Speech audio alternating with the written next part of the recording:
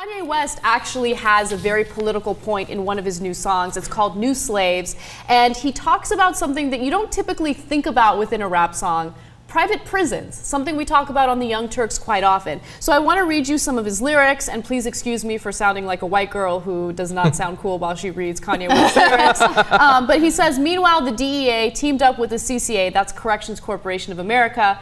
They're trying to lock niggas up. They're trying to make new slaves. See, that's that private-owned prison. Get your piece today. So I love the fact that, you know, he's talking about something that's a real problem in the country. It's been a real problem in the country since the 1980s, when authorities realized, oh my God, our prisons are overpopulated, we don't know what to do. And it's because we're arresting so many people for nonviolent drug offenses. And of course, these corporations start popping up and they say, well, you know what? We can make a lot of money off of imprisoning these people, nonviolent or violent, who cares? As long as there's profit to be made, let's do it. And because of these ridiculous drug laws, you're seeing that a disproportionate amount of blacks and Latinos are getting arrested, prosecuted, and locked away for nonviolent drug offenses as opposed to white people, okay? And there are statistics to back it up. Even though more white people will smoke marijuana, more black people will get arrested for it, and more black people will spend time in prison for it. So I like that Kanye West has this new song called New Slaves, because this is a new form of slavery, where we will lock up people of color, and at that same time, we will force them to work for a few cents each hour while they're in prison. Is it more like indentured? I mean, it's still slavery, but indentured servitude. Do prisoners actually make income, even if it's significantly below? They do, yeah. They do? Yeah. Okay, that's interesting. What do they do with it? Is it like just to barter for food? I think it's held in an account for after they leave. For after they're released, I see. But it is significantly below the minimum wage. Yeah, I mean, it's as little as 25 cents an hour. Oh my God. And also, if the prisoners refuse to work, they can be held in isolation.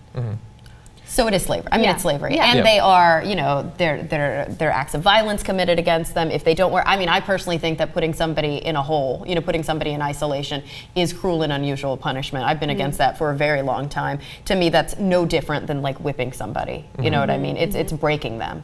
It's breaking them so that they'll then follow orders. So I want to give you guys specific stats, because, you know, it's one thing to say, hey, this is happening. It's another thing to be detailed about it. You know, the entire U.S. population, while the entire U.S. population is only 13.6% black, 40% of its vast prison population, over 2.5 million people, is black. In 2010, black males were incarcerated at a rate of 4,347 inmates per 100,000 U.S. residents of the same race and gender, compared to 678 inmates per 100,000 white males. Wow. Yeah. And I bet we wouldn't be all that surprised to find that much of that disparity is probably due to the drug war. But also, I think that a lot of people will be quick to discount the message in this because it's Kanye West and it's, you know, it's a song. But I mean, I think that would be unnecessarily discounting the history of political rap. Like, that has always been a big part of rap, hip hop. All of that is a message about what's going on that's not covered on CNN. And that's totally true. Yeah, I mean, it's music coming from a culture spoken by somebody who I think has more legitimacy to tell that story. And I think that that's what's so important. It's actually educating a people who hopefully know about it, but may not. And it's a way to get through, instead of a white lady with pretty hair telling the story on CNN. Yeah, or on TYT. I know.